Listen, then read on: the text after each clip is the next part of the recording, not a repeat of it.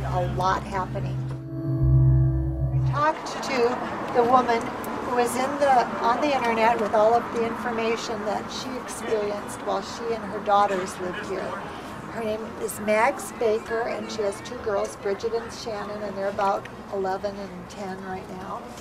And they lived here for a whole year.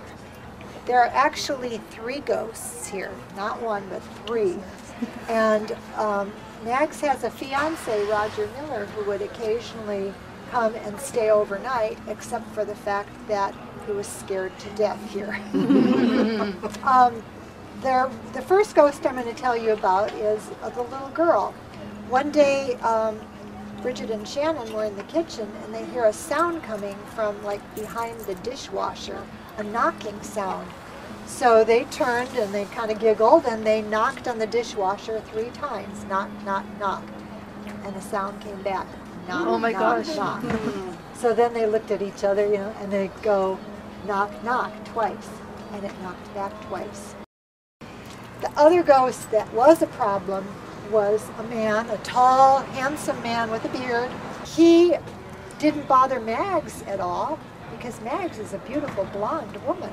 He didn't mind her being there. But the very first time that Roger came into this house, he felt a problem. There was an oppression over him. There was a sucking of the air right out of his face type thing. He felt somebody hovering over him. He felt somebody being angry. And he couldn't shake that feeling. And later, when they asked the psychics to come, the psychics were able to see his image, and they saw him hanging right over Roger, right in his face, and trying to make him leave. And that's actually what happened in the long run. The psychics also said that there's a 3rd ghost here, and nobody was really aware of it until they saw him, because this ghost did not communicate with the family. He's at the top of these stairs, which are very narrow stairs inside, and he just stands there with his arms crossed, and he's a portly man, very different from the other man. The other man, by the way, the one who was bothering Roger, may be Antoine Tex, T-A-I-X, who is a well-known person in this area. He is also the person who is engaged to marry Deanna, which is the ghost you will hear about at the cutting horse.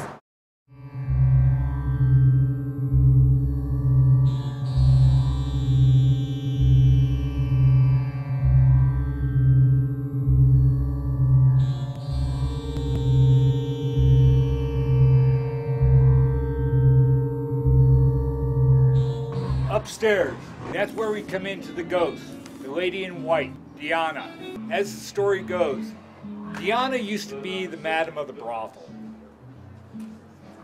The gentleman that owned the building sold everything he had to buy her as his bride.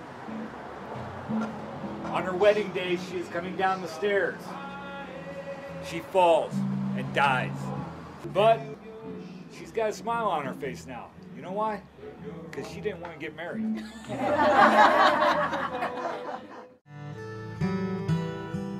The wind blew up from the Elkhorn Slough. The Crane House was the one that it sought. It tapped on the windows and sang in the shingles and had suspense when it caught in the old olive tree, bent with sorrow and care. It whispered division and power.